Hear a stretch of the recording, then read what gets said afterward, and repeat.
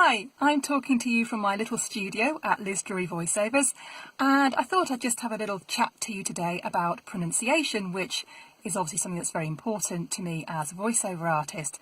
Now, one of my most favourite kinds of job to do is audio tours, and I must have recorded over 30 of these now for various museums and guided walks around city centres all over the world.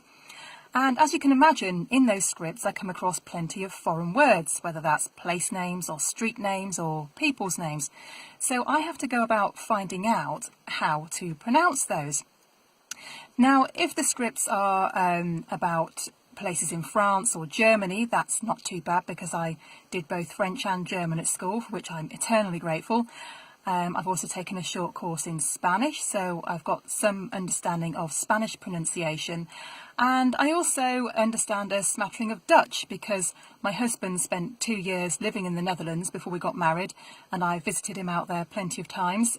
He learned Dutch while he was there, and so I picked up some of the Dutch language while I was there. But what if it's in a language that I have no knowledge of? Well, I'm going to share a little secret with you. There is this wonderful website that I use, which is called Forvo. And I'm just going to try and turn this around so that you can see my computer screen here. So, Forvo has pronunciations for words in all sorts of different languages. So I'm going to use a real example from a script that I had this week, which was for a Portuguese client, and it included a place name in it, which I will just type in, which is B-A-D-A-J-O-Z.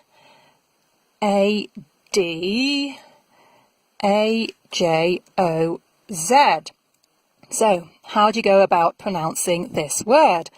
So I put this into Forvo, and it comes up with several pronunciations for me, as you can see, in Spanish, in the Basque language and in Portuguese.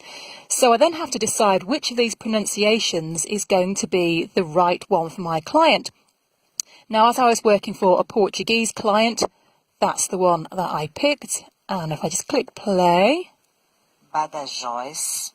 Badajoz. So that's how we pronounce it. The Spaniards pronounce it in a different way. Let's just have a listen to that. Badajoz.